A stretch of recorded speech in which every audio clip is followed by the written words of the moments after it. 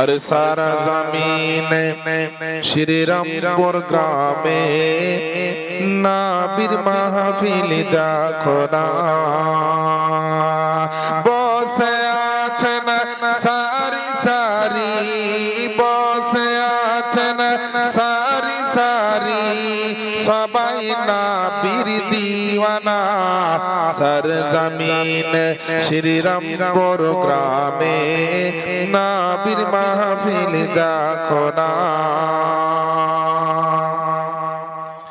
আল মুস্তাফা ওয়াল মুরতাজা ওয়া বনাহুমা আল ফাতেমা, আল মুস্তাফা ওয়াল মুরতাজা ওয়া বনাহুমা আল ফাতেমা। আরে সকাল সন্ধ্যা সকাল সন্ধ্যা এ নাম জপলে পারে, সকাল সন্ধ্যা এ নাম জপলে পারে, বিপদ আসবে না। সরজমিনে শ্রীরামপুর গ্রামে নবীর মাহফিল দেখো না,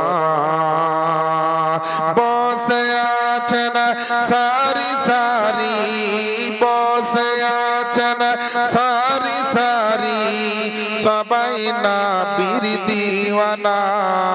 সরজমিনে আর শ্রীরামপুর গ্রামে নবীর মাহফিল দেখো না। ব্রাদার, আল্লাহ পাকের নবী আপনার আমার নবী কালকে এমন একটা খবর শোনালেন মা ফাতেমা এবং হযরত আলীকে, যে মা ফাতেমার টেনশন এবং চিন্তাটা আপনার দূর হয়ে গেছিল। আর আল্লাহ পাকের নবীর কাছে আমার জিবরিল ফেরেশতা একটা এমন খবর শুনিয়েছেন যে আমার নবীরও টেনশনটা দূর হয়ে গেছে। আল্লাহ আল্লাহ, আমার নবী মুস্তাফা আপনার আমার নবী সারা কুল কায়নাতের নবী, সেই নবী মুস্তাফার কাছে জিবরিল আমিন আসলো। আসার পরে বলছেন ইয়া রাসূলুল্লাহ, ইয়া হাবিবাল্লাহ, নবী গো আপনি কিসের জন্য এত টেনশনে আছেন, কিসের জন্য আপনি এত আপনার মনোভাবটা আপনার খারাপ হয়ে আছে? আল্লাহ পাকের নবী আপনার আমার নবীজি বলছেন বলে আল্লাহ পাকের ফেরেশতা আমার কলেজার টুকরা নয়নের তারা মা ফাতেমা, ওই ফাতেমার দুই সন্তান হযরতে ইমাম হাসান হোসেনকে কালকে থেকে খুঁজে পাওয়া যাচ্ছে না। বাচ্চা বাচ্চা সন্তান কোন জায়গায় চলে গিয়েছে কেউ খবর জানে না, কেউ তার আপনার আওয়াজ দিতে পারে না, কেউ তার আপনার ঠিকানাটা আপনার দিতে পারছে না। তাই বলে আপনার জিবরিল আমিন বলছেন ওগো আল্লাহ পাকের নবী আপনি টেনশন নেবেন না, চিন্তা করবেন না, কারণ আল্লাহ পাক আমাকে খবর দিয়ে পাঠিয়েছে যে আপনার দুই নাতি আপনার খেলাধুলা করতে করতে এই গ্রামের ওই মাথাতে একটা লোকের বাড়িতে আপনার রাত্রে বেলাতে সন্ধ্যার সময়তে একটা ঘরের মধ্যে আপনার শুয়ে পড়েছে। আর শুয়ার কারণে তারা ঘুমিয়ে গিয়েছে। আর তাদের ঘুমে যেন কোনো ডিস্টার্ব না হয়, তাদের ঘুমার কারণে কোনো ক্ষতি যেন না হয়, তাদের যেন কেউ ক্ষতি করে না দিতে পারে, এর জন্য আমার আল্লাহ পাক একখানা নূরের ফেরেশতা ইমাম হাসান হোসেনকে জোগাবার জন্য দিয়েছেন। বলেন সুবহানাল্লাহ। আল্লাহ পাকের নবীর সামনে জিবরিল আমিন বলছে ইয়া আল্লাহ, হে আল্লাহর রাসূল আপনার ইমাম হাসান হোসেন ঘুমিয়ে আছে সারা রাত, তাদের যেন কোনো ডিস্টার্ব না হয়, তার যেন কোনো অসুবিধা না হয়, এর জন্য আল্লাহ ওই ঘরে তারা ঘুম পাড়ছে আর একজন ফেরেশতা পাঠিয়ে দিয়েছেন আল্লাহ। সারা রাত্রি ধরে ওই ফেরেশতারা আপনার ইমাম হাসান হোসেনকে নিরাপত্তা দিচ্ছে। তাহলে হাসান হোসেন কোন কোয়ালিটির বাচ্চা দেখেন, হাসান হোসেনের কি মর্যাদা দেখেন। আমার আল্লাহ পাকের নূরের ফেরেশতা এসে হাসান হোসেনকে যোগাচ্ছেন, নিরাপত্তা দিচ্ছেন, পাহারা দিচ্ছেন। আল্লাহর নবী এই খবরখানা মা ফাতেমাকে আর আলীকে বললেন, ফাতেমা তোমার কোনো টেনশন নাই, তোমার কোনো চিন্তার কারণ নাই, কারণ হচ্ছে আমার দুই নাতি তোমার লাখতে জিগার কলেজার টুকরা আলীর নয়নের তারা আমার হাসনাইন কারিমাইন আজকে ওই মহল্লার একটা বাড়িতে তারা ঘুমিয়ে গিয়েছে। আর আল্লাহ পাক একজন ফেরেশতা দিয়ে তাদের নিরাপত্তা দিচ্ছে। আমার বাপজিরা ভাইরা, এই হাসনাইন কারিমাইন হাসান হোসেনকে তাড়াতাড়ি লোক পাঠিয়ে ওই জায়গা থেকে নিয়ে আসা হলো। হলো হযরত খাতুনে জান্নাত ফাতেমা এবং হযরত আলী রাদিয়াল্লাহু তাআলা আনহুমা। ইনারা দুইজন মিলে আমার হাসান হোসেনকে বড় আদর করলেন, বড় কপালে চুমা দিয়ে বুকে জড়িয়ে ধরে বললেন, ফাতেমা বলে, বেটা তোমরা কালকে থেকে যখন নিখোঁজ হয়ে গেছো, কালকে থেকে তোমাদেরকে যখন পাওয়া যাচ্ছিল না, আমি তোমার মা সারা রাত্রি তোমাদের জন্য আমার ঘুম হয়নি। জোরে বলেন সুবহানাল্লাহ। এই দেখেন বাবা, মা ফাতেমার হাসান হোসেনকে নিয়ে আমার আপনার নবী মুস্তাফা এইভাবে আলাপ আলোচনা সেরে ফাতেমার বাড়িতে হাসান হোসেনকে রেখে দিয়ে আমার নবী আপনার নিজের বাড়ির দিকে আপনার চলে গেলেন। একদিন আপনার এইভাবে চলতে চলতে নবী পাক সাহেবে লাউলাক আপনার আমার নবী মুস্তাফা তিনি আপনার নামাজ পড়ার জন্য মসজিদে নববীর মধ্যে তিনি নামাজে আপনার দাঁড়িয়ে গিয়েছেন।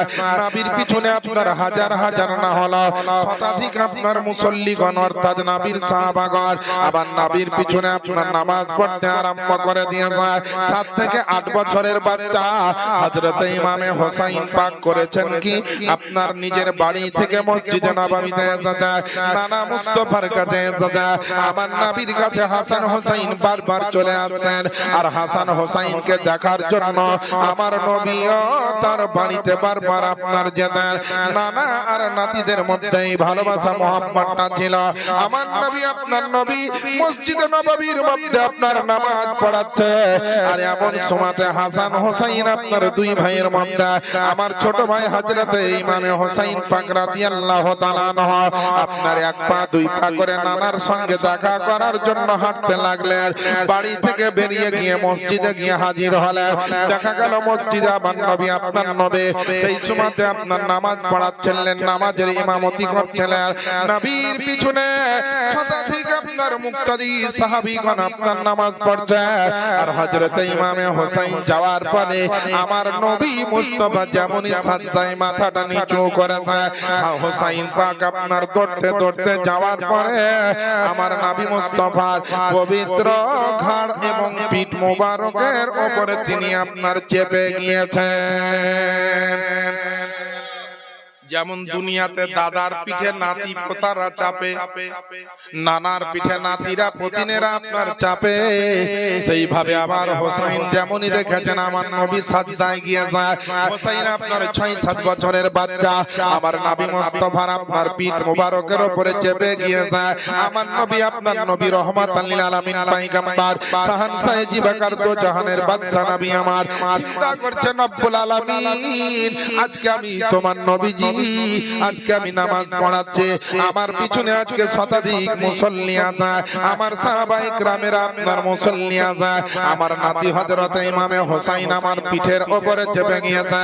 এখন আমি সাজদায় পড়ে থাকবো না সাজদা থেকে আপনার মাথাটা উঠাবো, এই বলে আপনার চিন্তা করছেন আমার নবী মুস্তাফা। আর এমন সময়তে আল্লাহ পাকের একজন নূরের ফেরেশতা যার নাম হচ্ছে হযরত জিবরাইল আলাইহিস সালাম, জিবরাইল আলাইহিস সালাম আসার পরে আল্লাহ পাকের নবী আপনার আমার নবীকে বলছেন, ইয়া রাসূলুল্লাহ ইয়া হাবিবাল্লাহ নবী গো, আপনি সাজদায় গেছেন নিজের মন মতো, কিন্তু খবরদার নিজের ইচ্ছা মতো সাজদা থেকে মাথা তুলবেন না। আল্লাহ পাক বলেছেন, শোনো রে শোনো, আমার হোসেন পাক যতক্ষণ নবীর পিঠে থাকবে আমার নবী যেন সাজদাতেই ততক্ষণ থাকে। একবার নবীর মোহাব্বতে বলে দেন না সুবহানাল্লাহ। এ মুসলমান বাপজিরা ভাইরা আমার মা বোনেরা, আমার হোসেন পাক রাদিয়াল্লাহু তাআলা আনহু আমার নবীর পিঠে আপনার বসে আছেন আর আমার নবী সাজদাতে পড়ে সুবহানা রাব্বিয়াল আলা, সুবহানা রাব্বিয়াল আলা পড়তে আছেন, সাজদার তাসবিহ আমার নবী পড়তে আছেন। সাহাবীরা নবী মাথা না তুললে সাহাবীরাও তুলতে পারছেন না। আমার নবী যেমন লম্বা করে দিয়েছেন সাজদা, নবীর পিছনে প্রত্যেকটা মুক্তাদি প্রত্যেকটা মুসল্লি তারাও আপনার সাজদাকে লম্বা করে দিয়ে বসে আছেন। আল্লাহ পাকের নবীর সামনে জিবরিল আমিন আল্লাহর নূরের ফেরেশতা বলছেন, নবী গো আপনি অতক্ষণ পর্যন্ত সাজদা থেকে মাথা তুলবেন না, আপনার নওয়াজ ইমামে হোসেন যতক্ষণ পর্যন্ত সাজদা আপনার পিঠ মোবারক থেকে না নামবে। এই করতে করতে বেরাদার কিছুক্ষণ পরে হযরত ইমামে হোসেন আমার নবী মুস্তাফার পিঠ থেকে যেমনই আপনার নেমে পড়ল আর আমার নবী তেমনই আল্লাহু আকবার বলে আপনার উঠলেন, আপনার তাশাহুদ দরুদ শরীফ যা পড়তে হয় পড়লেন, পড়ার পরে যখন নবী নামাজে আপনার সালামটা ফিরালেন, প্রত্যেকটা সাহাবায়ে রাসূল বলছেন আপনার আমার নবী মুস্তাফাকে, ওগো আল্লাহ পাকের নবীজি, ওগো আল্লাহ পাকের নবী দো জাহানের বাদশা, আপনি একটা জিনিস বলে দেন না গো নবী, আজকে আপনার পিছনে এত দিন ধরে আমরা নামাজ আদায় করে, কিন্তু এতক্ষণ লম্বা সাজদা কোনোদিন করার না, এত লম্বা সাজদা কোনোদিন করতে হয় না, এতক্ষণ নামাজের মধ্যে তাসবিহ এতটা পড়তে হয় না, আজকে কিসের কারণে আপনি এরকম লম্বা সাজদা করলেন? আমার নবী আপনার নবী বলতেছে, ও আমার মুক্তাদি আমার সাহাবায়ে کرام শোনো রে শোনো, বলে তোমার নবী তোমাদেরকে কষ্ট দেওয়ার জন্য আজকে সাজদা লম্বা করেনি, তোমাদেরকে দুঃখ দেওয়ার জন্য সাজদা লম্বা করেননি। আমি আজকে নবী মুস্তাফা যখন সাজদার মধ্যে ছিলাম, আমার ছোট্ট নাতি হযরত ইমামে হোসাইন আমার পিঠের উপরে সওয়ার হয়ে গেছিল, আমার পিঠের উপরে আপনার চেপে গিয়েছিল, যার কারণে আমি নবী মুস্তাফা আমি হোসাইনকে রেখে দিয়ে উঠতে পারিনি। আল্লাহ পাকের নূরের ফেরেশতা খবর দিয়েছিল যে আবার হোসাইন যতক্ষণ না উঠবে, হোসাইন যতক্ষণ না আপনার পিঠ থেকে নামবে, আমি নবী মুস্তাফা ততক্ষণ পর্যন্ত যেন আমি মাথাটা না উঠাই। এ মুসলমান বাপজিরা ভাইরা, আমার হোসাইন পাক রাদিয়াল্লাহু তাআলা আনহু আপনার নবীর কাছ থেকে নিজের মায়ের কাছে আপনার চলে গেলেন, মায়ের কাছে যাওয়ার পরে মুচকি মুচকি হাসছেন আমার হোসাইন। তো মা ফাতেমা রাদিয়াল্লাহু তাআলা আনহা আমার হোসাইন পাককে জিজ্ঞেস করছেন, বলে হোসাইন তুমি নানার কাছ থেকে আসার পরে, আমার আব্বার কাছ থেকে বাড়িতে আসার পরে কিসের জন্য তুমি মুচকি মুচকি হাসো? হোসাইন বলছেন, মা জননী গো, ওগো আমার মা ফাতেমা, আজকে একটা এমন আনন্দের খবর তোমাকে আমি দিতে চাই। ফাতেমা বলছে, কিসের খবর রে বেটা? হোসাইন বলছেন, বলে মা জননী গো, আজকে আমি মসজিদে নববীতে গিয়েছিলাম আমি নানাকে দেখা করার জন্য। আমি যখন মসজিদে নববীতে পৌঁছালাম, আমার নানাকে দেখলাম সাজদার মধ্যে ছিল, আর আমি দৌড়তে দৌড়তে যাওয়ার পরে আমি আমার নানাজির আপনার কাঁধে চেপে গেছিলাম। হোসাইন বলছে যে আমি নবীকে দেখলাম সাজদায় ছিলেন, আর আমি দৌড়তে দৌড়তে গিয়ে নবীর পিঠের উপরে আমি চেপে গিয়েছিলাম। বলে নবীর পিঠ মোবারকের উপরে চেপে গিয়েছিলাম, আমি যতক্ষণ পিঠ থেকে না নামলাম, আমার নানা মুস্তাফা ততক্ষণ সাজদা থেকে মাথা তুলেননি। মা ফাতেমা বলছে, বলে বেটা কমসে কম তোমার নানার দিকে মহব্বত না করলেও কমসে কম তুমি তো নামাজের দিকে খেয়াল রাখবে। তোমার ওটা নানা, তুমি ঘাড়ে চাপতে পাবা, তোমার অধিকার আছে, ঠিক আছে, কিন্তু নামাজের তো সম্মান দেখবে, নামাজের তো দিকে খেয়াল রাখবে। তো ইমাম হোসাইন বলছেন, মা গো, আপনি আমার ঘাড়ে চাপার কথা শুনলেন আর নামার কথা শুনলেন, কিন্তু এর পিছনে কারণ কি আছে আপনি কি জানেন? তো বলছে, কি আছে কারণ বেটা? বলে শোনেন। ফাতেমাকে বলছেন হোসাইন, বলে মা, আজকে আমি নানার পিঠে চেপে গিয়েছিলাম, আর আমার কারণে নানাকে এবং নানার মুক্তাদি যারা মুসল্লি ছিল, সাহাবী ছিল, সাহাবায়ে কেরাম ছিলেন, তাদেরকে আমার কারণে আজকে সাজদাতে একবার দুইবার নয় ৭২ বার সুবহান রাব্বিয়াল আলা পড়তে হয়েছে। এটা আমার নানা মুস্তাফা বলেছেন, সাহাবায়ে কেরামকে শুনিয়েছেন। তো মা আপনি এটা মাথায় রাখবেন যে আমি হোসাইন আমার জন্য, আমার নানা যখন ৭২ বার তাসবিহ পড়েছে, আমার জন্য যখন নবীর সাহাবাগণ ৭২ বার তাসবিহ পড়েছে, আপনি মাথায় রাখবেন, মনে রাখবেন গো মা, একদিন এমন টাইম আসবে ইসলামের জন্য, আল্লাহর কোরআনের জন্য, নবীর আপনার দ্বীন ইসলামের জন্য, নবীর তাজিম ও সম্মানের জন্য, আমার নবী মুস্তাফার শরীয়তের জন্য আমিও হোসাইন কারবালার প্রান্তরে ৭২টা আঘাত খাওয়ার পর আমি ইসলামের ঝান্ডাকে আমি উঁচু করে দেব। মা ফাতেমা বলছেন সুবহানাল্লাহ।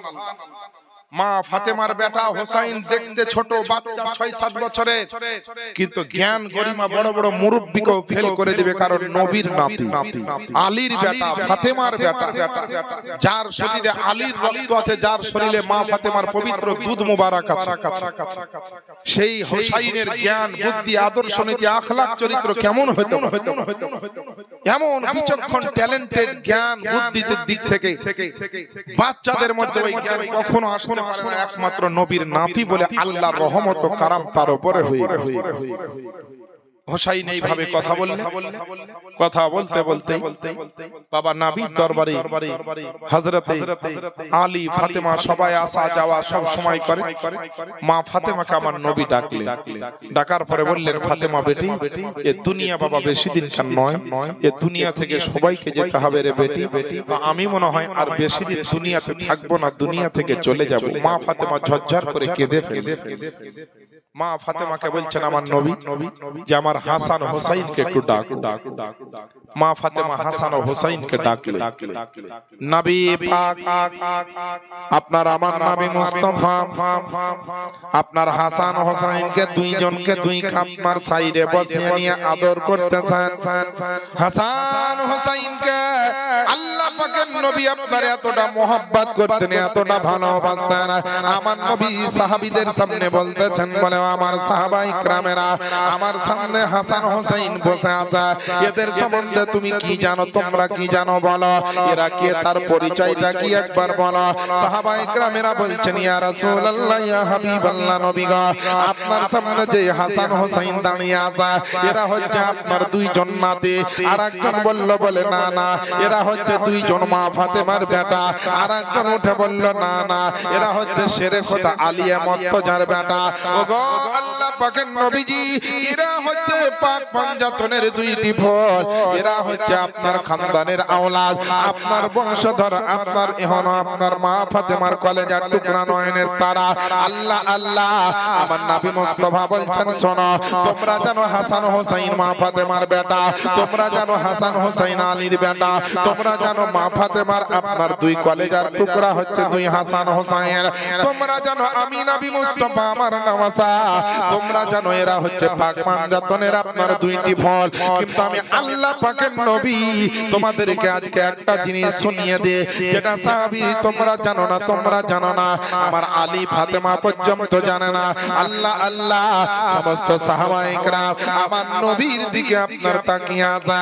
হাসান হোসেনের পূর্ণ বায়োডাটা দেওয়ার পরে, হাসান হোসেনের সমস্ত ঠিকানা বলে দেওয়ার পরে, তবুও নবী বলছেন, তোমরা যেটা জানো না আমি আল্লাহ পাকের নবী তোমাদেরকে শুনিয়ে দে। আমার নবী আপনার নবী সেই সুমাতে আপনার সাহাবীদের ভরা মজলিসের মধ্যে আপনার বলছেন, বলে শোনো রে শোনো, তোমরা তো যা জানো জানো আমার হাসান হোসেন সম্পর্কে, কিন্তু আমি আল্লাহ পাকের নবী তোমাদেরকে বলতেছি শোনো। আমার নবী আপনার নবী যেই কথাটা আপনার বলেছিলেন সেদিনকে আজকে পর্যন্ত আপনার কিতাবের মধ্যে লেখা আছে।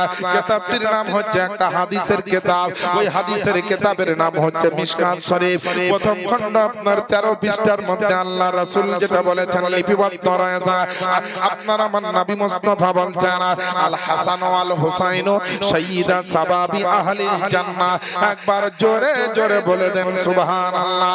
আমার নবী আপনার নবী বলছেন, হাসান হুসাইনকে তোমরা দেখে নাও, দেখে নাও, এরা দুইজন হচ্ছে জান্নাতের সমস্ত যুবকদের সর্দার, এরা হচ্ছে জান্নাতীদের সর্দার, এরা হচ্ছে জান্নাতীদের লিডার, এরা হচ্ছে জান্নাতীদের ক্যাপ্টেন, এরা হচ্ছে জান্নাতীদের মেজর। আল্লাহ আল্লাহ, তাহলে ওই হাসান হোসেনের কত সম্মান হতে পারে। আমার নবী আপনার নবী যখন খবরটা দিলেন, সাহাবীরা মারহাবা মারহাবা পড়তে আরম্ভ করল। আমার নবী আপনার নবী একদিন ডাকার পরে মা ফাতেমাকে বলল, বেটি ফাতেমা, আমি আর দুনিয়ার বুকে বেশি দিন বাঁচব না, হয়তো আল্লাহ পাক আমাকে ডেকে নিবেন, চলে যেতে হবে। কারণ আল্লাহ পাক পবিত্র কোরআন শরীফের মধ্যে বলেছে, আইনা মা তাকুনু ইদরিকুমুল মাউত ওয়ালাউ কুনতুম ফি বুরুজিম মুশাইয়াদা। যখন তোমার মওতের সময় হয়ে যাবে, তোমার নির্দিষ্ট সময়ে তোমার কাছে মওত হাজির হয়ে যাবে, এক সেকেন্ড আগে পরে কিছুই ঘটবে না। তুমি যদি মৃত্যুর হাত থেকে বাঁচার জন্য পাহাড়ের মধ্যে লুকিয়ে যাও কিংবা কোনো আপনার সিন্ধুকে প্রবেশ করে নাও, আল্লাহ পাকের তরফ থেকে মওত তোমার কাছে সময় মতো আল্লাহ পৌঁছে দিবেন। জোরে বলি সুবহানাল্লাহ। আমার বাপজিরা ভাইরা, আমার আম্মা জানেরা, শুনে রাখবেন, মনে রাখবেন, আজ দুনিয়ার বুকের জন্য নবীকে বেশি ভালোবাসতে হবে। কারণ হচ্ছে নবী ছাড়া উপায় থাকবে না। দুনিয়াতে যদি নামাজ পেয়েছেন তো নবীর জন্য, রোজা রমজান হজ যাকাত যা পেয়েছেন নবীর জন্য, ঈমান যদি পেয়েছেন তো নবীর জন্য, কাল যদি হাস কবরে আপনি ছাড় পান তো নবীর জন্য পাবেন, পুলসেরাতে যদি ছাড় পান তো নবীর জন্য পাবেন। আল্লাহ আল্লাহ, যদি জান্নাতের দরবারে আপনি যেতে পারেন তো নবীর জন্য যাবেন। পৃথিবীর বুকে আপনি উম্মত হওয়ার পরে, নবীর আশিক নবীর দেওয়ানা হওয়ার পরে আমার নবীকে যেমন মহব্বত করা দরকার করতে পারলাম না, আমার নবীর জন্য কোনোদিন এক ফোঁটা চোখের পানি ঝরাতে পারলাম না। আহারে মুসলমান বাপজিরা ভাইরা, আজ বাপের জন্য কেঁদেছেন, মায়ের জন্য কেঁদেছেন, কেউ বিবি বাচ্চার জন্য কেঁদেছেন, কেউ জমি জায়গার জন্য কেঁদেছেন, কেউ ব্যবসা বাণিজ্যের জন্য কেঁদেছেন, কেউ আপনার ধন দৌলতের জন্য কেঁদেছেন। কিন্তু একটা মুসলমান বুকে হাত দিয়ে চিন্তা করবেন যে নবীর জন্য সব পেলাম, ওই নবীর জন্য একদিন এক ফোঁটা চোখের পানি ঝরাতে পারলাম না। এ মুসলমান বাপজিরা ভাইরা, বাপ মায়ের জন্য কাঁদা জায়েজ আছে, আরো অনেক মানুষের জন্য কাঁদা জায়েজ আছে, কিন্তু এদের জন্য কাঁদলে কিন্তু নেকি হবে না। কিন্তু আমার নবীর জন্য যদি কেঁদে দিতে পারেন, আমার নবীর জন্য যদি চোখের পানি ঝরিয়ে দিতে পারেন, আল্লাহর কসম করে বলি মুসলমান, ওই চোখের 2 ফোঁটা পানির কারণে আল্লাহ পাক আপনার গুনাহকে ধুয়ে মুছে পবিত্র বানিয়ে আপনাকে হাসরের ময়দানে জান্নাতের হকদার বানিয়ে দিবেন। এ মুসলমান বাপজিরা ভাইরা, নবীকে আল্লাহ পাক রহমাতুল লিল আলামিন পয়গম্বর বানিয়ে জগতের জন্য পাঠিয়ে যায়। উঠিয়ে দেখবেন বাড়িতে আপনাদের যাদের কোরআন শরীফটা যায়, কিংবা আপনার যাদের নাই মোবাইলে অ্যাপসের মাধ্যমে যায়, আল্লাহ পাক নবীকে কেমন রহমত বানিয়ে যায়। কোরআন শরীফের 17 নম্বর পারা, সূরাটির নাম সূরা আল আম্বিয়া, আয়াত নাম্বার হচ্ছে 107। আল্লাহ পাক ঘোষণা দিচ্ছেন, ওয়া মা আরসালনাকা ইল্লা রাহমাতাল লিল আলামিন, এবং নবী গো আমি আপনাকে সমগ্র জগতের জন্য রহমত রূপেই প্রেরণ করেছি। আমার নবী আপনার নবী সারা দুনিয়াবাসীর জন্য রহমত, জিন ইনসানের জন্য রহমত, পাহাড় পর্বতের জন্য আমার নবী রহমত। এক কথায় আল্লাহর সৃষ্টি জগৎ যত দুনিয়া, আমার নবী মুস্তাফার রহমত হলো আপনার তত দুনিয়া। একবার বলেন না সুবহানাল্লাহ। মুসলমান নবীকে ভালোবাসতে শিখলেন না, আল্লাহ পাকের নবী আপনার আমার নবীজি উম্মতকে কতটা ভালোবাসে। আপনি যদি রাস্তায় চলতে চলতে আপনার পায়ে হুজট লেগে যায়, আপনার যদি একটু আঘাত লেগে যায়, আপনার দিলে যদি দুঃখ হয়ে যায়, আপনাকে কেউ যদি আঘাত দিয়ে দেয়, ওই আঘাতখানা আপনি যতক্ষণ পর্যন্ত অনুভব করবে, তার পূর্বেই আমার নবী আপনার আমার দুঃখ বেদনার কথাটা আমার নবীজি মদিনা থেকে আপনার অনুভব করে। একবার বলেন না, একটু নবীর মোহাব্বতে বলেন না। এ বিরাদরান ইসলাম, এর জন্য তো আবার শাইর বলে যে তোমার দুঃখ যাতনা যিনি সইতে পারেন না, তোমার দুঃখ যাতনা যিনি সইতে পারেন না, ওই নবীজির মোহাব্বতে মিলাদ করিও। মন যদি দিতে হয় নবীকে দিও, ভালো যদি বাঁচতে হয় নবীকে বাঁচো। মন যদি দিতে হয় নবীকে দিও, ভালো যদি বাঁচতে হয় নবীকে বাঁচো। আরে সারা জীবন কাঁদলেন নবী, এই যে দুনিয়ায় এখনো কাঁদিছেন তিনি সোনার মদিনায়। একটু সুবহানাল্লাহ বলে বিরাদরান ইসলাম। সুবহানাল্লাহ না বললে কাজ হবে না। সুবহানাল্লাহ কেউ কাজা করিয়েন না, প্রথমেই বলেছি। জীবনে বহু জিনিস কাজা করেছে, নামাজ কাজা, রোজা কাজা, হজ কাজা, যাকাত কাজা, ওসুর কাজা, মা বাপের সেবা কাজা, স্বামীর সেবা কাজা, স্ত্রীর হক আদায় করাতে কাজা। তো কাজা করিয়েন না, সবকিছু এখানে নবীর মহব্বতের মাহফিলে এসেছেন। জোরে বলেন সুবহানাল্লাহ। ভোল্টেজ বাড়িয়ে বলতে হবে, মুসলমান জাগতে হবে, আর ঘুমালে চলবে না। এখন জাগার টাইম, ঘুমাবার টাইম নাই। এখন যদি জেগে থাকেন তো কবরে আরামে ঘুমাবে, আর এখন যদি ঘুম পড়েন না জাগেন তো কবরে এমন অবস্থা হবে ঘুমাবার আর অবকাশ থাকবে না। তাই নবী আমার কেমন কেঁদেছেন আর কাঁদছেন, শাইর বলছেন, সারা জীবন কাঁদলেন নবী, এই যে দুনিয়ায় এখনো কাঁদিছেন তিনি সোনার মদিনা।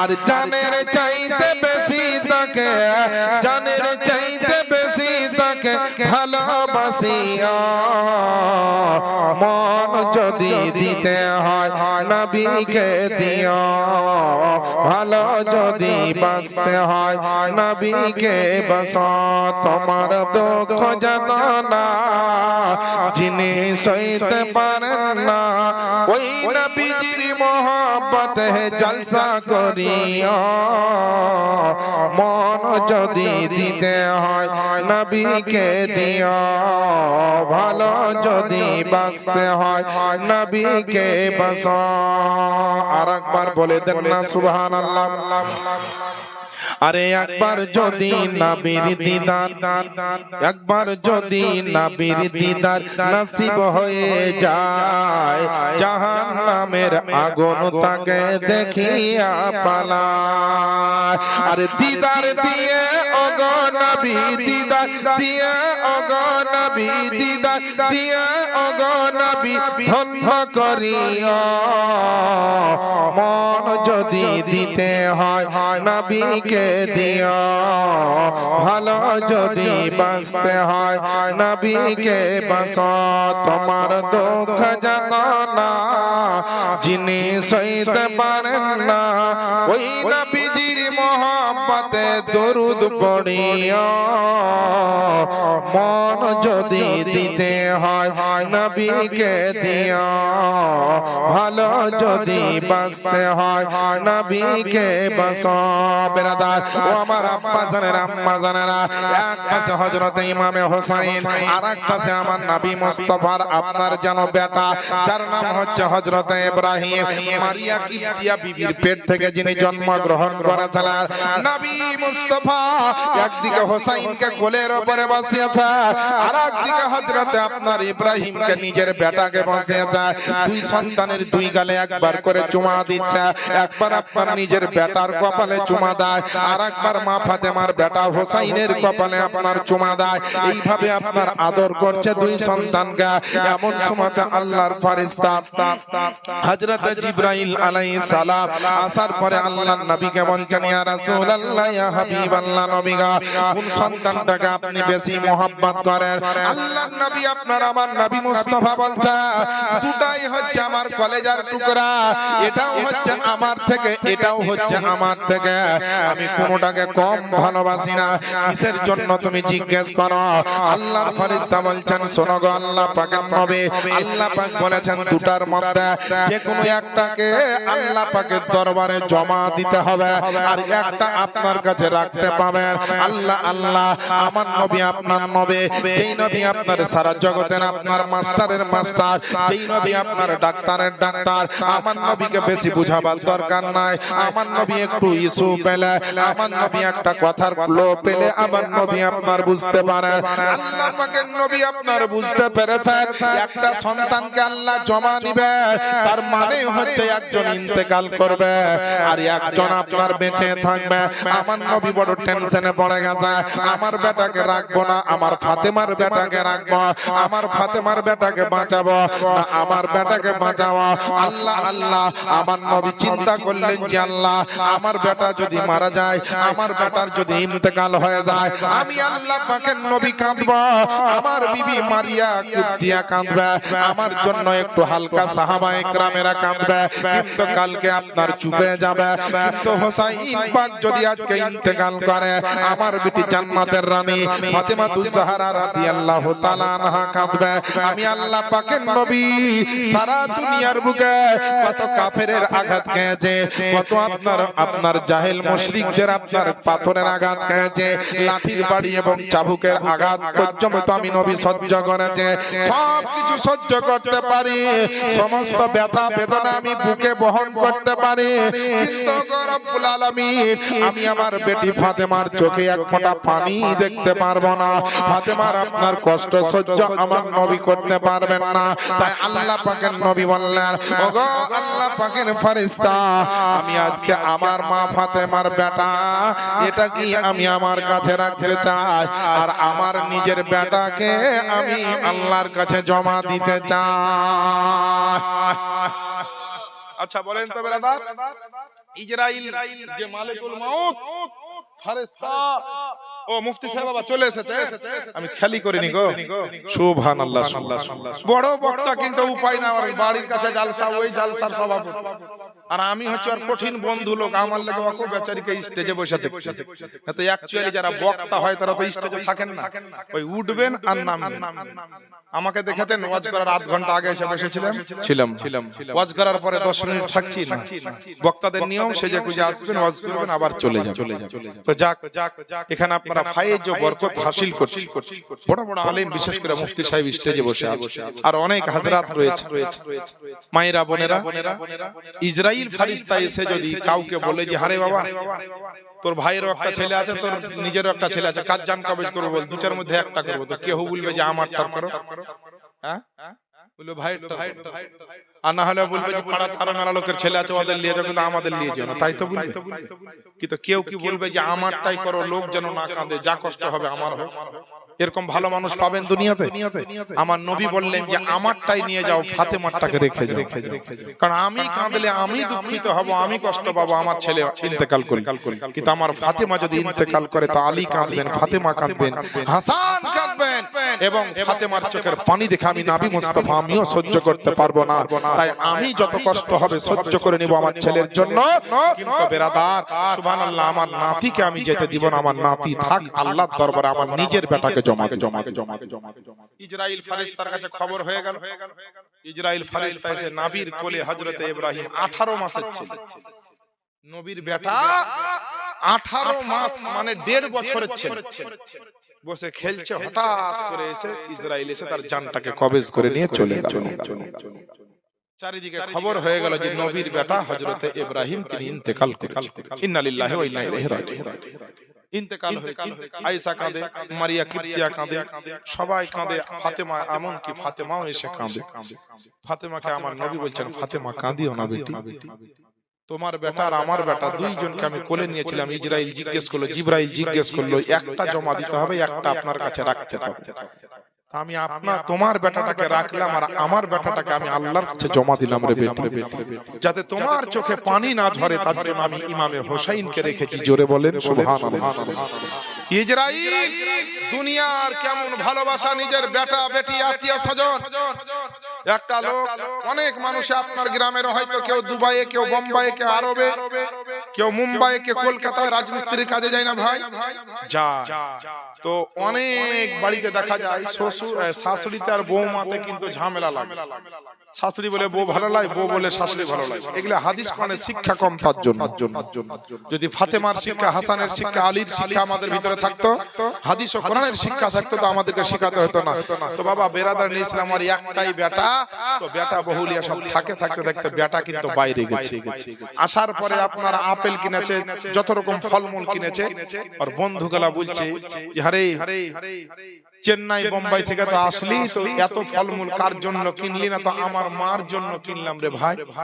মানে ওই ছেলেটার মাকে খুব ভালোবাসে, অরিজিনালি ভালোবাসে। যাওয়ার পরে আর মাকে ফলমূলের ক্যারি গেলা সব দিল, আর বোর কোনো আপত্তি নাই, স্বামী পেয়েছি মানে সব পেয়েছি। এইভাবে থাকে, রোজ বাজারে যায় আর ভালো মন্দ নিয়ে আসার, আর মাকে দেয়। তার পাড়ার ছেলের সামনে যায় ওই ছেলেটা গল্প করে, আমার মা জানিস খুব ভালো রে। তো কি করে বুঝলি? তো যেদিন থেকে বাড়িতে এসে দেখেছি, সেদিন থেকে দেখছি যে আমার বেটাকে গোসল করিয়ে দিচ্ছে, প্যান্ট পরিয়ে দিচ্ছে, পেচ্ছাপ করিয়ে দিচ্ছে, পায়খানা করিয়ে দিচ্ছে, তারপরে কি বলছে ভাত খাইয়ে দিচ্ছে, নিজের কাছে নিয়ে শুয়ে থাকছে। আমার মা, আমি থাকি না, তো আমার ছেলে মেয়ে বউ বেটিকে খুব ভালোবাসে। আর পাড়ার ছেলেরা কিন্তু সবাই জানে যে ওর মা ওর বেটাকে, বেটিকে, ওর স্ত্রীকে দেখতেই পারে। ও তো জানে না, মা চালাক, দেখছে বেটা বাড়ি এসেছে, বেটার সামনে কমসে কম ভালোবাসাটা দেখায়। ইয়ে বলছে পাগলা কাহেকা, আমার মার মতো মা কারো নাই, আমার মা খুব আমার ছেলে মেয়েকে ভালোবাসে। ই কোনো মতে বিশ্বাস করবে না যে ওর মা ওর ছেলে মেয়েকে ভালোবাসে না, এই কথাটা ও মানতে পারছে। তাহলে তোকে প্রমাণটা দিব, তোর মা কতটা কাকে ভালোবাসে না? তো হ্যাঁ প্রমাণ দে। তাহলে এক কাজ কর, শোন, আজকে রাত্রে শুয়ে থাকবি, দেখবি রাত্রি আজ ফাইসালা পেয়ে যাবে। এবার বউ বেটিরা কি করে, ঘরের ভিতরে শুতে, বুড়া বুড়ি যারা মেয়ে ছেলে হোক, বেটা ছেলে হোক, যারা দাদু দাদি হয়, তারা বেশিরভাগ বাইরে শুতে। একটা বাইরে চৌকির উপরে ওর পোতাকে নিয়ে, মানে ওই ছেলেটার ছেলেকে নিয়ে ওর মা শুয়ে আছে। আর চাঁদনি রাত, 14 তারিখের চাঁদ একদম আকাশে উঠেছে, গোটা রাত মনে হচ্ছে চাঁদনি। আর এই ছেলেগুলা বন্ধুর মধ্যে একটা ছেলে একবারে সাদা পাঞ্জাবি পায়জামা পরে কালো চুলকে চুন লাগিয়ে চুলকেও সাদা করেছে, আর এই বড় বড় চুল লাগাইছে, নকল চুল দিয়ে একদম বিভীষিকার একটা চেহারা রূপ ধারণ করে একেবারে মাথাতে একটা কালো হাঁড়িকে বেঁধে নিয়েছে, কালিওয়ালা হাঁড়ি, আর বিচক্ষণ চেহারা করে ভয়ঙ্কর চেহারা করে নিয়ে চাঁদনি রাতে বাবা এসে এবার বাবা সুবহানাল্লাহ একবারে ওর মা যেখানে ওর পোতাকে নিয়ে শুয়েছিল ওইখানে এসে ওসরায় দাঁড়াচ্ছে, একবারে গর্জন দিচ্ছে করে গর্জন ছাড়ছে ওই ছেলেটা। তখন আর মা এবার দেখে নিয়েছে জারি বাপরে বিরাট জমদূত দাঁড়িয়ে আছে, কে রে বাবা? তখন ভয়ে কাঁপছার বুড়ি বলছে কে রে? তখন বলছে আমি ইসরাইল জান কবজ করতে এসেছি। ভালো করে বুঝে বুঝে আমি ইসরাইল জান কবজ করতে এসেছি, এই বাড়ির মধ্যে একটা মানুষের জান কবজ করব, এই বিছানে যে আছে তার জানকে কবজ করব, মানে ওই অ্যাক্টিং করছে। হ্যাঁ ওই অ্যাক্টিং করে যখন বুড়ি আর জান বাঁচার লেগা বলছে যে আমাকে জ্বর হয়নি আমার পোতাকে হয়েছে, ওরই জান নিয়ে যাও। কোন অসুখ টসুখ হলেই তো মানুষ মরে, তো বুড়ি নিজে নিজে ইসরাইলকে বলছে, ধরেন মানে নাটকের মধ্যে গল্পটার মধ্যে ইসরাইল সাজিয়ে যে এসেছে, যদিও এইসব কথা সঠিক নয়, গল্প কাল্পনিক, তাও কথাটা বুঝাবার জন্য বলছি। বলছে আমাকে অসুখ হয়নি আমার পোতাকে 3 দিন থেকে জ্বর হয়েছে, নিলে আর জান কবে কবে কবে। তো এখন আর বেটা একদম ঘরে থেকে বাড়ি হয়েছে, কি বললি?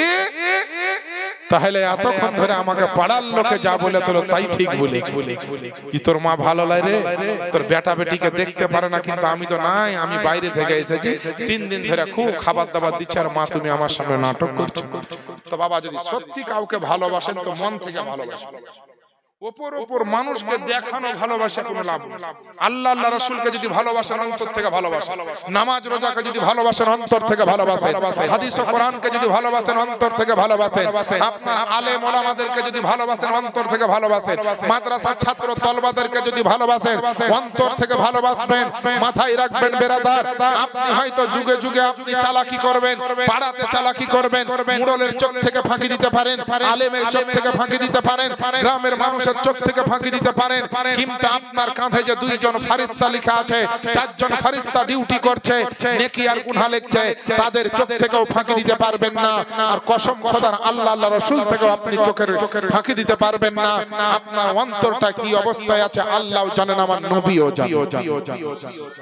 আমার নবী বললেন ফাতেমা বেটি কাঁদিও না, আমি তোমার বেটাকে বাঁচিয়ে নিয়েছি আর আমার বেটাকে আল্লাহর দরবারে জমা দিও।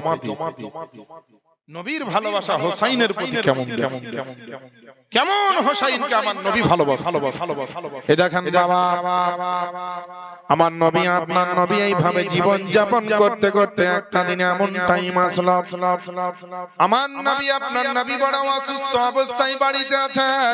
মা ফাতেমাতুজ জাহরা রাদিয়াল্লাহু তাআলা আনহাকে ডাকলেন, আর ডাকার পরে বললেন, বলে বেটি বলে তোমার 2 বেটা হাসান হোসাইনকে একটু ডাকো, হাসান হোসাইনকে একটু আমি মন ভরে দেখে নি, হাসান হোসাইনকে একটু আদর করে নি।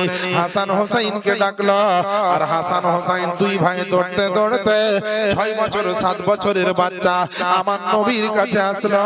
আমার নবী আপনার সিনার সঙ্গে 2 ভাইকে জড়িয়ে ধরে 2 ভাইয়ের কপালে আপনার চুমা দিতে লাগলো, গালে গালে আপনার যেন চুমা দিতে লাগলো। নবী আপনার যেন আদর করতে আরম্ভ করেছে, বড় মোহাব্বতের সহিত হাসান হোসাইনকে মোহাব্বত করছে। মা ফাতেমা আপনার দেখছেন আর চিন্তা করছেন, আল্লাহ এই আজকে ওয়া সময়ে আমার আব্বা জান আল্লাহ পাকের নবী, ওগো রব্বুল আলামিন তোমার নবী আমার হাসান হোসাইনকে কেন এত মোহাব্বত করে? এই সময়তে তো এইভাবে কোনোদিন ডাক দেয় না।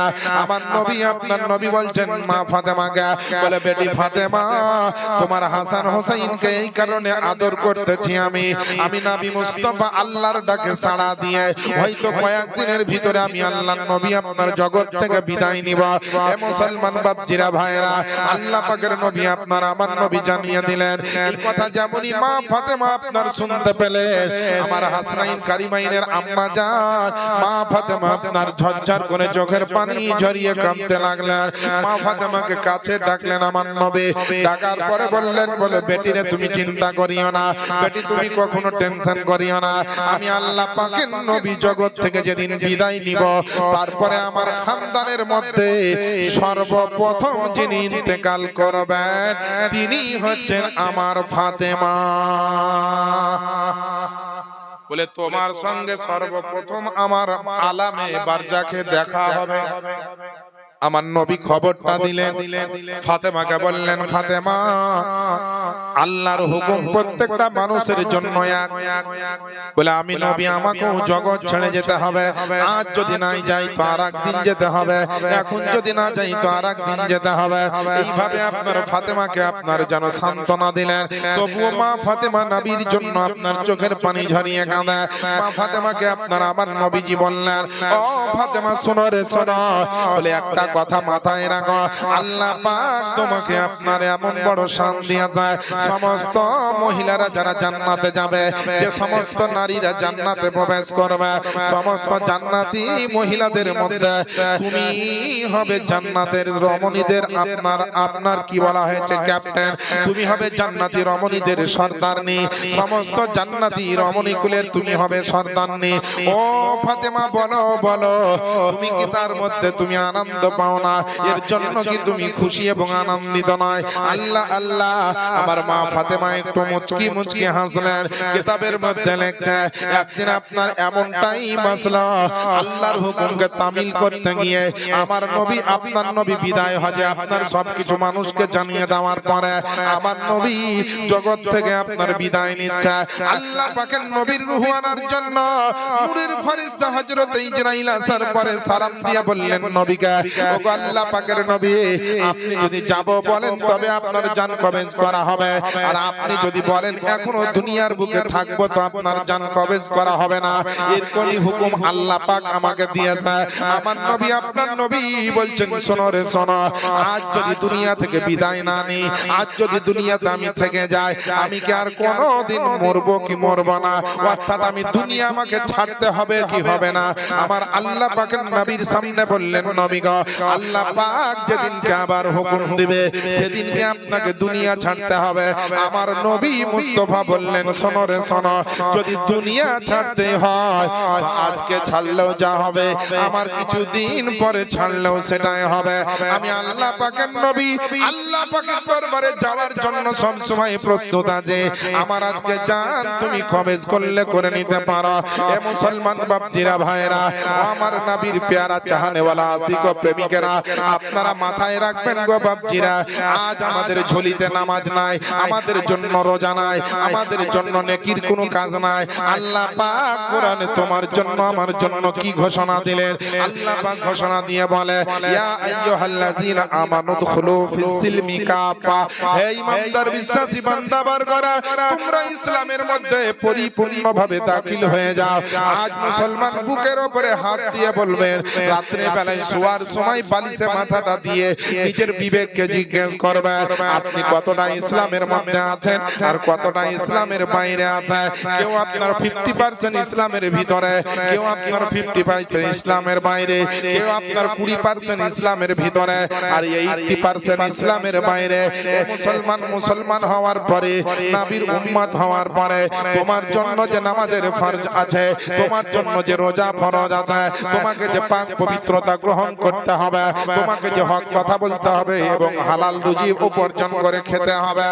আজ মুসলমান ওই দিকে আপনার আমার খেয়াল নাই, ওই দিকে আপনার আমার কিন্তু কোনো মাথা ব্যথা নাই। কিন্তু মনে রাখবেন বাপজিরা ভাইরা, আমার দয়ার নবী, যে নবীর জন্য সারা দুনিয়াকে আল্লাহ সৃষ্টি করেছেন, যেই নবীর জন্য আল্লাহ সারা কুল কায়নাতকে বানিয়েছে, ওই নবীজি নবী মুস্তাফাকে একদিন পৃথিবী থেকে পর্দা নিয়ে যেতে হয়েছে। আমার নবীর টেনশন ছিল উম্মতের জন্য, আর হায়রে গুনাহগার উম্মত, এক চুল পরিমাণ আমাদের টেনশন নাই। আল্লাহুম্মা সাল্লি আলা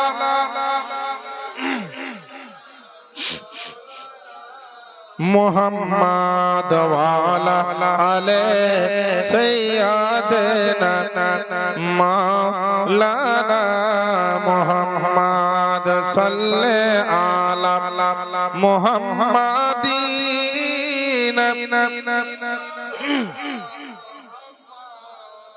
हरदम ज़बान से निकालो पाक नामे मोहम्मद, हरदम ज़बान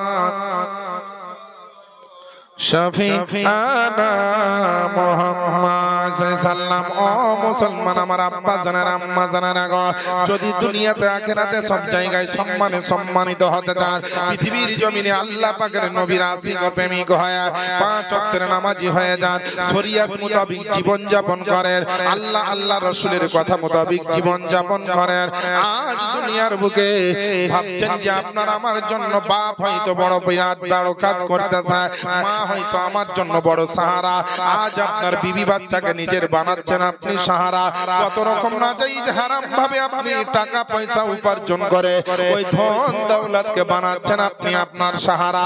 কিন্তু মাথায় রাখবেন বেরাদার, দুনিয়ার বুকে যখন কোনো মানুষের ইন্তেকাল হয়, প্রাণের বিবি তার সঙ্গে যায় না, তার সঙ্গে তিনার বাপ মা কিন্তু কবরে যায় না, আপনার ধন দৌলত কবরে যায় না এবং যাবে না। পৃথিবীর জমিনে সবচাইতে বড় নিজের সাহারা, সারা দুনিয়ার সাহারা আল্লাহ পাক যে উম্মতের সাহারা বানিয়েছেন, তিনি হচ্ছেন আমার দয়ার নবী। আমার নবীর চাইতে বড় সাহারা আর কেউ না, আর কেউ হবেও না। আমার নবী দুনিয়াতে এসেছেন উম্মতের জন্য কেঁদেছে, যতদিন দুনিয়াতে জাহিরি জীবনে ছিলেন কেঁদেছে, ইন্তেকালের সময়তে উম্মতের জন্য কাঁদছে, মেরাজের রাতে উম্মতের জন্য কেঁদেছে, গারে হেরাতে উম্মতের জন্য কেঁদেছে, জাবালে নূরে উম্মতের জন্য কেঁদেছে, বদরের প্রান্তরে উম্মতের জন্য কেঁদেছে, উহুদের প্রান্তরে আমার নবী উম্মতের জন্য কেঁদেছে। যখন ইন্তেকাল করলেন আমার নবী মদিনাতেও কাঁদছেন কবরের ভিতরে, এবং কাল হাসরের ময়দানেও আমার নবী কাঁদবেন, কারণ উম্মতের ব্যথা আমার নবী ভুলেননি এবং আগামী দিনেও আমার নবী ভুলবেন না। উম্মতকে এতটাই মহব্বত আমার নবী মুস্তাফা কো। আজ আমরা ভাবছি যে আমার টাকা আছে, পয়সা আছে, মা আছে, বাপ আছে, ভাই বেরাদার আত্মীয় স্বজন আছে, আমার কিসের ভয়? দুনিয়াতে ভয় না, কিন্তু মরার সময় আপনার কেউ কাজে লাগবে। ইসরাইল যখন জান কবজ করবে, পৃথিবীর কোনো কম্পিউটার নাই যে দেখবে যে আপনার জানটা কেমন কষ্ট দিয়ে কবজ করা হচ্ছে। অপারেশন এখন এমন ভাবে হচ্ছে যে উপর তলায় রোগী আছে, নিচে তলায় কম্পিউটারে সব দেখাচ্ছে, পেট কাটছে, কিভাবে বাইপাস সার্জারি করছে, কিভাবে আপনার কোন জায়গা কাটাকাটি করছে, বদলা বদলি করছে শরীরের পার্টস, সব দেখানো হচ্ছে এখন, এমন উন্নত মানের যুগ। কিন্তু একটা কোনো কম্পিউটার বলেন আর ইন্টারনেট বলেন আর ডাক্তার বলেন আর মাস্টার বলেন আর ইঞ্জিনিয়ার আর বৈজ্ঞানিক লয়ার প্রফেসর যাকেই বলেন না কেন, কারো ক্ষমতা নাই যে ইসরাইল কেমন দেখতে আর ইসরাইল কিভাবে জান কবজ করে আর রুহুটা কেমন করে বার করে, কতটা কষ্ট হয় একজন বলো কেউ বলতে পারে। কারণ যার জান কবজ হয়েছে সে তো আর ঘুরে আসে না। তবে কিতাবে পাওয়া যায় যে জান কবজ করার কত ব্যথা জানেন?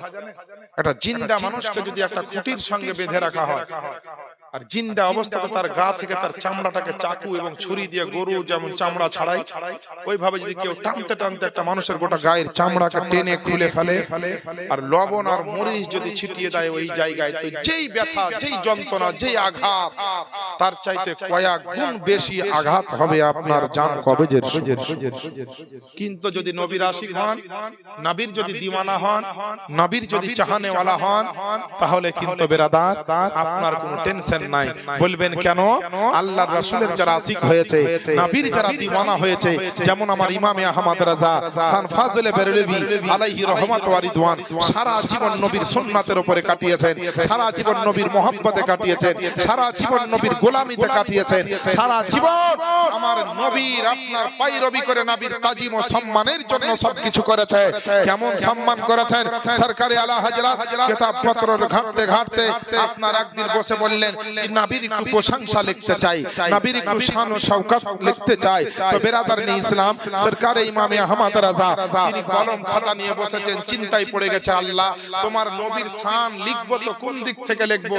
হে আল্লাহ, তোমার নবীর কদম তো মজেজা, তোমার নবীর চলন তো মজেজা, তোমার নবীর হাত তো মজেজা, তোমার নবীর আঙ্গুল তো মজেজা, তোমার নবীর মস্তক তো মজেজা, তোমার নবীর পেট ও পিঠ তো মজেজা, তোমার নবীর চোখ তো মজেজা, তোমার নবীর জবান তো মজেজা, তোমার নবীর সমস্ত চেহারা তো মুজিজা। হে রব্বুল আলামিন, আজকে নবীর প্রশংসা লিখবো তো কোন দিক থেকে লিখবো? আলা হযরতের কলম থেমে গিয়েছে, নবীর মোহাম্মতের সাগরে ডুব দিয়ে আমার সরকারে ইমামে আহমদ রাজা না থামতে পেরে মুস্তাফার শান বয়ান করছেন আর বলছেন কি, আর কলম চালিয়ে লিখছেন কি, যে সরওয়ার কहो के मालिक मौला कहो तुझे, बाग खलील का कुल ज़िबा कहो तुझे, लेकिन रज़ा ने खत पे सुखन इस पे कर दिया, खालिक का बंदा खल्क का आका कहो तुझे। जोरे बोलें सुभान अल्लाह। এটা নবীর মোহাব্বতে বলা যাবে না সুবহানাল্লাহ? সুবহানাল্লাহ, আলহামদুলিল্লাহ, আল্লাহু আকবার। আল্লাহ আল্লাহ রাসূলের নাম যত বলবেন মুখ তত চালু থাকবে, জবান পবিত্র হবে, নেকি পাবেন, গুনাহ মাফ হবে। আর যদি মুখ আর এই জবান চালু না রাখেন, হঠাৎ যদি মরে যান, আর হঠাৎ করে মরার পরে কবরে যখন আপনার লাশকে রাখা হবে, তো আল্লাহ আল্লাহ রাসূল সম্বন্ধে যখন জিজ্ঞেস করা হবে, যেই মুখে আল্লাহর নাম বের করেন, জিকির করেন না, হামদ সানা করেন না, আল্লাহ আল্লাহ রাসূলের নাম আপনি মুখ দিয়ে উচ্চারণ করেন না, এই জং ধরা মুখ দিয়ে কবরে আচমকা গিয়ে আল্লাহ আল্লাহ রাসূলের নাম বের হবে, বের হবে। তাহলে আমাকে যদি এখানে চালু রাখি, তাহলে আমার ওখানে চালু থাকবে। এদিক থেকে একটা বিষয় আপনার মাথায় দিয়ে দিই, আমার বাপজিরা ভাইরা, আমার নবী আপনার নবী ইন্তেকাল করেছেন, মা ফাতেমা কাঁদছেন, হাসান হোসেন আপনার কান্না করেন। এইভাবে নবী মুস্তাফার লাশ মোবারক অর্থাৎ শরীর মোবারকটা কয়েকদিন রাখার পরে দাফন করা হয়েছিল। বিশ্ব নবীর কনিষ্ঠ কন্যা হাসান হোসেনের মা জননী এমন কষ্ট দুঃখ পেয়েছিলেন নবীর জন্য, যে আপনার কোনোদিন জীবনে যতদিন বেঁচে ছিলেন মা ফাতেমার মুখে আর কোনোদিন কেউ হাসি দেখতে পায়নি। আল্লাহ আল্লাহ, হাসান হোসেন আমার ফাতেমাকে ডাক দিয়ে বলে, ওগো মা ফাতেমা, আজকে ওগো আমার মা জননী, আজকে নানা আমাকে আদর করত, আমার নানা আমাকে কত আনন্দ করত, আজ নানা না, আজকে নানার আপনার ডাক শুনতে পাই না, নানার আপনার মসজিদে গিয়ে নামাজ দেখতে পাই না, নানাকে আজকে আপনার আমাদের বাড়িতে দেখতে পাই না। মা ফাতেমা হাসান হোসেনের কথা শুনে মা ফাতেমার কলেজা ফেটে যায়, তবুও নিজের সন্তানদেরকে আপনার সান্ত্বনা দেয়। কিতাবের মধ্যে লিখছে, রে বাবা, মা ফাতেমা নবীর ইন্তেকালের পরে কম বেশি আপনার 6 মাস পরে মা ফাতেমা ইন্তেকাল করেছিলেন। একদিন আপনার আলিয়া মর্তজা মা ফাতেমাকে নিয়ে আপনার কথাবার্তা বলতে বলতে আপনার আলী আপনার খুব গরিবী হালাতে সংসার চালাতেন। হাসান হোসেনকে কোনোদিন খাবার দিতে পারতেন, কোনোদিন পারতেন না। কোনোদিন মা আপনার ফাতেমা করতেন কি, ও মা জননীরা, সন্তান যদি রাত্রি বেলায় কান্না করে, সন্তান যদি রাত্রি বেলায় না ঘুমায়, সন্তান যদি আপনার কোনো জিনিসের জন্য জিদ করে, প্রতিজ্ঞা করে, আপনারা মা হিসাবে কি করবেন শুনলেন? আপনারা ফাতেমার আওয়াজ শুনতে ভালোবাসেন, কিন্তু ফাতেমা যা করতেন সেটা করতে আপনারা ভালোবাসেন না। এ মায়েরা, বোনেরা, আমার বাপজিরা ভাইয়েরা, শুনে রাখবেন, মনে রাখবেন, মা ফাতেমা কোনোদিন যেদিন খাবার তৈরি হতো না, হাসান হোসেন খিদার তাড়নায় ঘুমাসতো না, বারবার বলতো, মা রাত্রি বেলায় ঘুম আসছে না, একটু খাবার দাও না। মা ফাতেমা বলতেন, বলে বেটা, বলে তোমার আব্বা কাজে গিয়েছিল, আজকে কোনো রকম খাবারের ব্যবস্থা হয়নি, আল্লাহ পাক দিলে পরে আগামীকাল তোমাদের জন্য খাবার তৈরি হবে।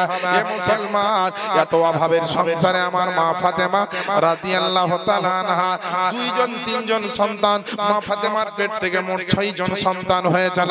3 জন হচ্ছে বেটা আর আপনার 3 জন হচ্ছে বেটি। হাসান হোসেন আর মহসিন 3 ভাই, আর আপনার রুকাইয়া, উম্মে কুলসুম এবং জয়নাব, এই 3 জন হচ্ছে আপনার ফাতেমার বেটি। এইভাবে সংসার চলতে চলতে একদিন আপনার আলিয়া মর্তজা শেরে খোদা আপনার কাজ থেকে বাড়িতে আসতে অক্লান্ত পরিশ্রম করে বাড়িতে ঢুকছে, তো আমার মা ফাতেমাকে দেখছে, ফাতেমা যেন খুব ব্যস্ত আছে, ফাতেমা যেন আপনার খুব আপনার কাজের মধ্যে লিপ্ত আছে। কখনো দেখছে যে হাসান হোসেনকে গোসল করিয়ে দিচ্ছে, কখনো দেখছেন হাসান হোসেনের জামা কাপড়গুলোকে পরিষ্কার করছে, কখনো দেখছেন ফাতেমা যেন বাড়ি ঘরকে পরিষ্কার করে লেপা মোছা করছেন, অর্থাৎ ছাঁচ মাটি দিচ্ছেন আমার ফাতেমা। কখনো দেখছেন যে ফাতেমা আপনার তোবা করছেন, কখনো দেখছেন ফাতেমার চোখ দিয়ে পানি ঝরছে। আলিয়া মর্তজা বলছেন, বলে ফাতেমা তোমার জন্য আমি যেদিনকে বাড়িতে আসে সব সময় তুমি আমার পিছনে খিদমতে লেগে থাকো, কিন্তু তুমি আজকে দেখছি জানো অত্যন্ত ব্যস্ততার মধ্যে তোমাকে দেখা যায়, কারণটা কি একবার বলো। ফাতেমার চোখ দিয়ে পানি ঝরতে আরম্ভ করলো। হাসান হোসাইনের সামনে মা ফাতেমার পানি ঝরে। হাসান হোসাইনকে বলছে, ও বেটা আমার হাসান হোসাইন, তোমরা একটা কাজ করো, বলে আজকে একবার যাও যাও বাড়ির বাইরে যাও আর একটু খেলাধুলা আনন্দ করে তাড়াতাড়ি বাড়িতে ফিরে এসো, ততক্ষণ পর্যন্ত তোমার আব্বার সঙ্গে আমি দুটো কথা বলে নি। ফাতেমাকে বলছেন আমার হযরতে আলিয়া মুর্তজা, বলে ওগো আমার ফাতেমা তুমি কিসের জন্য আজকে কান্না করো? ফাতেমা বলছেন হুকরে হুকরে কেঁদে, ওগো আল্লাহ পাকের নবীর সাহাবী নবীর জামাই হযরতে আপনার হাসান হোসাইনের আব্বা জান আমার মাথার তাজ, ওগো আমার স্বামী শোনো গো শোনো, আজকে রাত্রি বেলাতে আমি একটা স্বপ্ন দেখেছি, স্বপ্নটা দেখার পরে আমার মন জান ভালো নাই, আমি মনে হয় দুনিয়াতে আর থাকার সময় আমার নাই। বলে কি স্বপ্ন দেখেছ? এত রাত্রি বেলায় দেখলাম আমার দয়ার নবী যেন কি খোঁজাখুঁজি করছে। আমি দয়ার নবীকে জিজ্ঞেস করলাম স্বপ্নের মাধ্যমে, যোগা আল্লাহ পাকের নবী আপনি কি খোঁজাখুঁজি করছেন?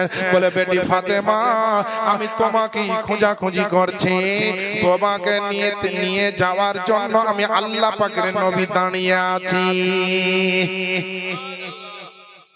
ফাতেমা বলছে রাত্রে স্বপ্ন দেখলাম আমার নবী যেন কিছু খোঁজাখুঁজি করছেন, জিজ্ঞেস করলাম ইয়া রাসূলুল্লাহ কি খুঁজছেন? তো বেটি ফাতেমা আমি তোমাকে খুঁজছি।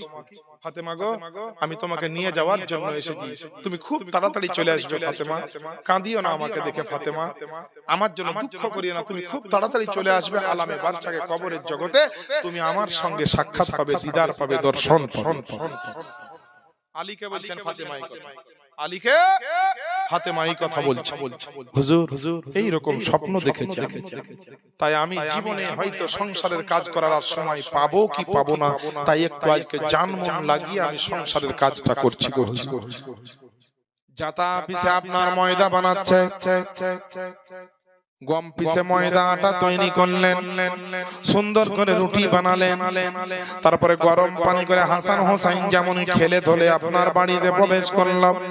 হাসান হোসাইনকে সুন্দর করে গোসল বানিয়ে দিলেন, গোসল বানিয়ে দিয়ে হাসান হোসাইনের মাথা থেকে পা পর্যন্ত একজন মা জননী বাচ্চাদের যেমন করে তেল মাখিয়ে দেয়, আমার বিবি ফাতেমা রাদিয়াল্লাহু তাআলা আনহা তিনি আপনার যেন এই বাচ্চাদেরকে সুন্দর গোসলের পরে তেল মাখিয়ে দিল, সকলের আপনার যেন সুন্দর করে মাথাটা আঁচড়ে দিল, তারপরে নতুন নতুন পোশাক গালা পরিধান করিয়ে দিল, দুই সন্তানকে কোলের উপরে বসিয়ে সুন্দর করে আপনার খাবার খাওয়ালো। আলী বলছেন ফাতেমা তুমি এত তাড়াতাড়ি কেন এইরকম করছো? বলে হুজুর গো আমার মনে হয় সময় বেশি নাই। আল্লাহ আল্লাহ অনেক মানুষে বলে দুনিয়াতে জন্ম তারিখ জানা যায়, জন্মের তারিখটা আপনার সবাই জানতে পারে, মৃত্যুর তারিখ কিন্তু কোনো মানুষ জানতে পারে না। কিন্তু বেরাদার যারা আল্লাহওয়ালা, যারা আল্লাহর পেয়ারা বান্দা বান্দি হয়ে যায়, যারা আল্লাহর জন্য মরে এবং বাঁচে, যারা আল্লাহর জন্য ঘুমায় এবং জাগে, যারা আল্লাহ পাকের জন্য সব সময় নিজের মূল্যবান সময়কে ব্যয় করে, আমার আল্লাহ পাক তাদেরকে কোনো না কোনো মাধ্যম দিয়ে, কোনো না কোনো মারফতের মাধ্যম দিয়ে আল্লাহ পাক তাদেরকে আপনার জানিয়ে দেয় কতক্ষণ দুনিয়াতে থাকবেন, কতক্ষণ আর সময় আছে। এই খবরখানা বড় বড় আল্লাহর ওলি নিজেই জানতেন, বলেন সুবহানাল্লাহ। মা ফাতেমা রাদিয়াল্লাহু তাআলা আনহা যিনি আপনার বললেন হুজুর আমার সন্তানকে আমি আর কবে খাওয়াতে পাবো কি পাবো না, এর জন্য আজকে জীবনের আপনার আনন্দ করে একটু খাইয়ে দিলাম, একটু গোসল বানিয়ে দিলাম, তারপরে সুন্দর করে গায়ে তেল লাগিয়ে দিয়ে তাদের মাথাটাকে আপনার আঁচড়ে দিয়ে সুন্দর একটা পোশাক পরিধান করে আমি তাদেরকে দুলহার মতন সাজিয়ে জীবনে সারা জীবনের মতো একবার মন ভরে আপনার দেখে নিলাম। ওগো আমার স্বামী আলিয়া মুর্তজাকে মা ফাতেমা বলছেন হুজুর আমার যখন ইন্তেকাল হবে আপনাকে একটা ওসিয়ত নসিহত করে যায়, আমার যখন ইন্তেকাল হবে আপনি আমার জন্য খবরদার কান্না করবেন না, কারণ আপনি যদি কান্না করেন আমার হাসান হোসাইন দুইটা মাসুম ছোট্ট ছোট্ট বাচ্চা, অর্থাৎ হযরত ইমামে হাসনাইন কারিমাইন ৬-৭ বছরের বাচ্চা, কারণ তারা যখন আপনি আপনি কান্না করবেন, আপনার জন্য বেশি বেশি কাঁদবে আমার বেটা হাসান হোসাইন। খবরদার, মনে যতই কষ্ট হোক না, দিলে যতই দুঃখ হোক না, হুজুর আপনি কাঁদবেন না, কাঁদবেন না। আমার হাসান হোসাইনকে আপনি বড় আদর করে তামান্না দিবেন, আপনার শকুন দিবেন, আপনার হাসান হোসাইনকে সান্ত্বনা দিবেন। হুজুর আর একটা কথা বলি, আমি আপনার বিবি ফাতেমা আমার যখন ইন্তেকাল হয়ে যাবে, আপনি তো আবার বিয়ে করবেন, কিন্তু যতই বিয়ে করেন, যতই যা করবেন করেন, কিন্তু আমার হাসান হোসাইনকে লক্ষ্য রাখবেন। ইয়েতিম বাচ্চার মতো যেন মদিনার গলিতে গলিতে যেন কেঁদে না বেড়ায়, আমার হাসান হোসাইন যেন রাস্তাতে পড়ে না থাকে, আমার হাসান হোসাইন আমার অবর্তমানে দুঃখ কষ্ট যেন না পায় গো হুজুর। আমার হাসান হোসাইন আপনার আকাশের চাঁদের মতো সন্তান, আমার কলেজের টুকরা দুই নয়নের তারাকে আপনি একটু দেখবেন, মোহাব্বত করবেন। আলী আপনার থামতে পারে না, আলী সহ্য করতে পারে না, কারণ আলীর সঙ্গে ফাতেমার জুড়ি খানা এমন একটা জুড়ি ছিল, সারা পৃথিবীর যদি স্বামী স্ত্রীর জুড়িকে আপনার একদিকে আপনার রাখা হয়, আর আমার আলী ফাতেমার জুড়িকে যদি একদিকে রাখা হয়, সমস্ত আপনার জুড়ির চাইতে এক নাম্বার জুড়ি হবে না আলী ফাতেমার জুড়ি। ফাতেমার জন্য আলীর আপনার চোখ দিয়ে পানি ঝরতে লাগলো। ফাতেমাকে বলছেন, বলে ফাতেমা সারা জীবন তুমি তো জাহানের বাদশার বেটে, তুমি আমার বাড়িতে ঘর সংসার করলে, কত রকম কষ্ট করে খেয়ে না খেয়ে রাত কাটালে, ছেলেদেরকে খাবারের বিনিময়ে আল্লাহর কোরআন শুনিয়ে ঘুম পাড়ালে, ছেলেদেরকে রাত্রে কাঁদলে পারে আমার বেটাদেরকে তুমি আল্লাহর কোরআন শুনিয়েছ, নবীর হাদিস শুনিয়ে ঘুম পাড়িয়েছ। আল্লাহ আল্লাহ, আজকে ফাতেমা যখন তুমি দুনিয়া থেকে বিদায় নিবে, আমি আপনার আলিয়া মুর্তজা বড় দুঃখিত হয়ে যাব, বড় কষ্ট হবে। তবুও ফাতেমা তোমাকে একটা কথা বলি, আজকে তুমি নবীর বেটি, আমি নবীর জামাই, বলে আজকে যদি আমার কোন রকম নিজের দায়িত্ব পালন করতে, কোন রকম যদি ভুল ত্রুটি কিছু হয়ে যায়, আল্লাহ পাকের ওয়াস্তে তুমি আমাকে মাফ করে দিও। ফাতেমা আপনার আলিয়া মুর্তজার সামনে হাত দুখানিকে জোড় করে ধরে বলছে, হুজুর গো, আমি নবীর বেটি হতে পারে, আমি আপনার খাদিজার বেটি হতে পারে, আমি নবীর আপনার কলেজার টুকরা হতে পারে, তবু আপনি হচ্ছেন আমার স্বামী, আমার সামনে আপনার দুটো সন্তান রেখে যাব।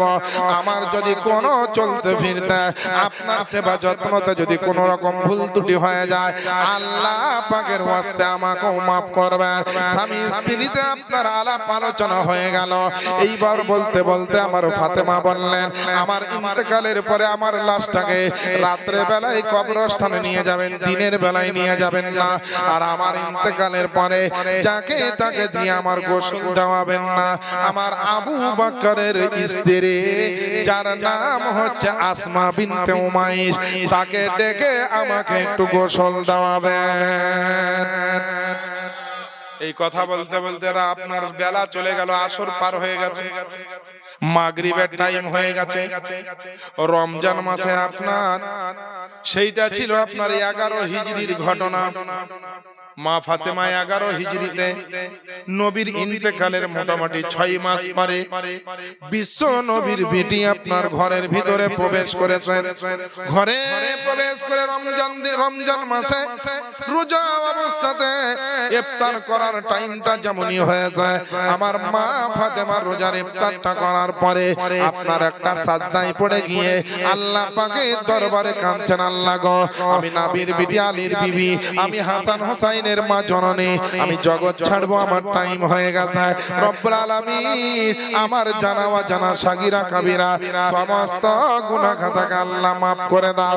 এই বলে সাজদায় কাঁদতে কাঁদতে তওবা ইস্তেগফার পড়তে পড়তে বিছানার আপনার উপরে উঠে যেমনই মা ফাতেমা একটু মাথাটা বালিশের উপরে দিয়ে যায়, সুন্দর পাক পবিত্র অবস্থাতে আল্লাহ পাকের হুকুমে আল্লাহ পাক তার জানটা কবজ করার ব্যবস্থা করে দিয়েছে। একটু পরে আলী আপনার ডাক দিচ্ছেন, ফাতেমা। ফাতেমার কোনো সাড়া নাই। একটু পরে আলী ডাক দিচ্ছেন, ফাতেমা। ফাতেমার কোনো আওয়াজ নাই। আমার আলী বুঝতে পেরেছেন আমার ফাতেমা আর জগতে নাই। আলী বুঝতে পেরেছে যে আমার ফাতেমা আর জগতের বুকে নাই।